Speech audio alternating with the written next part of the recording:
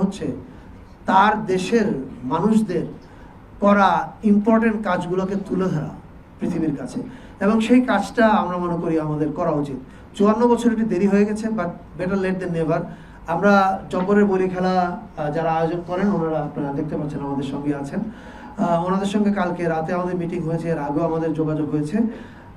আগামী বছর থেকে জব্বরের বলি খেলা আয়োজনের সঙ্গে যারা যারা আছেন তারা তো থাকবেনই, তার সঙ্গে সংস্কৃতি মন্ত্রণালয় যুক্ত হবে।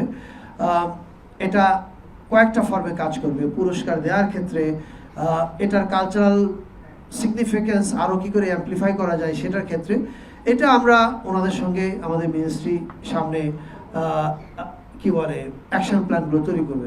ফলে আমরা এটুকু বলতে পারি যে জব্বরের বলি খেলা এখন থেকে আমাদের সংস্কৃতি মন্ত্রণালয় মানে বাংলাদেশের কালচারাল হেরিটেজের একটা ইম্পর্টেন্ট জিনিস হিসেবে আমাদের ক্যালেন্ডারের মধ্যে আমরা অন্তর্ভুক্ত করার সিদ্ধান্ত নিয়েছি। দিস ইজ আই থিঙ্ক এটা আরও অনেক আগে হওয়া উচিত ছিল। একই সঙ্গে সাম্পান বাইচ এটা নতুন শুরু হলো, হয়তো 18-19 বছর হয়েছে, কিন্তু সাম্পান 1000 বছরের চিটাগংয়ের জন্য, এবং এই সাম্পান বাইচের সঙ্গে সংস্কৃতি মন্ত্রণালয় যুক্ত হচ্ছে। আগামী বছর থেকে এর আয়োজনে জব্বরের বলি খেলার সঙ্গে যেমন আমরা যুক্ত হচ্ছি, এটার সঙ্গে আমরা যুক্ত হব। এটাও আমাদের আমরা যে এখন ক্যালেন্ডার তৈরি করছি, আমাদের কালচার হেরিটেজ ফেস্টিভ্যাল এইগুলোর একটা ক্যালেন্ডার চলছে, সেই ক্যালেন্ডারের মধ্যে এই দুটো ইম্পর্টেন্ট এন্ট্রি হিসেবে অন্তর্ভুক্ত হচ্ছে। এটা আমরা এখান থেকেই ঘোষণা করছি। আর চিটাগং দিয়ে শুরু হলো, কিন্তু এই কাজটা শুধু চিটাগংয়ে হবে তা না, সারা দেশে সব জায়গাতেই একটু আগে আমি যেমন বলেছি তালিকার কাজ শুরু হয়েছে। আমরা মনে করি এই কাজগুলো আমরা করে দিয়ে যাব, এবং আমরা জানি আমরা অনেক লম্বা সময়ের জন্য আসিনি, কিন্তু এই কাজগুলো পরবর্তীতে যারা গণতান্ত্রিকভাবে নির্বাচিত হয়ে সরকার পরিচালনার দায়িত্বে আসবেন, আমার স্থির বিশ্বাস তারা এই কাজগুলো কন্টিনিউ করবেন, কারণ ভালো কাজ কেউ থামাতে চায় না। সো আমি নিশ্চিত তারা এটা কন্টিনিউ করবেন। আপাতত আরেকটা প্রসঙ্গ বলবার আছে, সেটা হচ্ছে আমরা চিটাগংয়ে যেহেতু এসেছি, আমরা আমাদের আরও অনেকগুলো প্রতিষ্ঠান আছে যেগুলো আমরা ভিজিট করছি। শিল্পকলা, মুসলিম ইনস্টিটিউট, জিয়া স্মৃতি জাদুঘরও আমাদের জাদুঘরের অন্তর্গত একটা প্রতিষ্ঠান, কিন্তু এটা আপনারা সবাই জানেন যে 16 বছর এটা প্রায় ইনঅ্যাক্টিভ অবস্থার মধ্যে ছিল। আমরা মাস 2 বা 3 আগে এটা নিয়ে মন্ত্রণালয় মিটিং করার পরে আমরা প্রাথমিক সিদ্ধান্ত নিই যে বাজেটটা আমরা বরাদ্দ আছে ওটাকে দ্বিগুণ করে দেওয়ার, সেটা করে দেওয়া হয়েছে।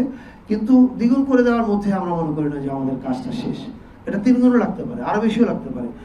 আমরা আজকে জিয়া স্মৃতি জাদুঘরটা পরিদর্শন করেছি এবং আমরা বোঝার চেষ্টা করেছি এখানে আমাদের কি করা প্রয়োজন।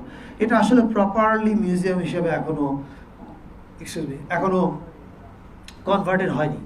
এটার কিউরেশনের কাজ এখনো প্রপার না, এটা আরও প্রপারলি কিউরেট করা দরকার। এটার সঙ্গে কিউরেটর টিম যেমন থাকা উচিত, এটা মডার্নাইজেশন যেমন হওয়া উচিত, অ্যাট দ্য সেম টাইম এটার পেছনে একটা রিসার্চ টিমকে এঙ্গেজ করা উচিত, যারা, কারণ এটা শুধুমাত্র চিটাগংয়ের জিয়াউর রহমানের প্রসঙ্গ না, জিয়াউর রহমানের এন্টায়ার লাইফ এর প্রসঙ্গ, স্টার্টিং ফ্রম 71-এর স্বাধীনতা যুদ্ধের ঘোষণা থেকে শুরু করে ওনার রাষ্ট্র পরিচালনা, সেই সময় অনেকগুলো সিগনিফিকেন্ট ব্যাপার আছে।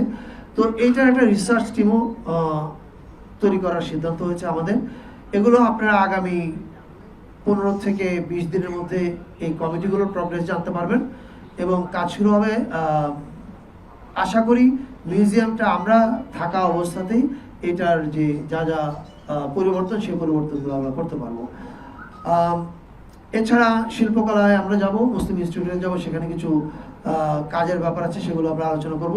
আমি আপাতত এখানে থামতে চাই। আমি চাই জব্বরের বলি খেলা যারা আয়োজন করেন ওনাদের মধ্যে একজন, এবং সাম্পান বাইচ যারা আয়োজন করছেন ওনাদের মধ্যে একজন ওনাদের অনুভূতি বা প্রতিক্রিয়াটা যদি বলেন, because they are the most important person. তারা এটাকে এতদিন কন্টিনিউ করেছেন, আমরা জাস্ট তাদের পাশে এসে দাঁড়িয়েছি, আমরা এটার কোনো কৃতিত্ব আমাদের না। সো আপনারা সাম্পানের যারা আয়োজক আছেন ওনাদেরকে, এই যে সাম্পান শোভাযাত্রা, এটা আপনারা 1 বৈশাখে করেন প্লিজ। অর্থাৎ আপনাদের আয়োজন বেড়ে গেল, 2টা লাগবে, কিন্তু এটা করেন, আমি will be part of it.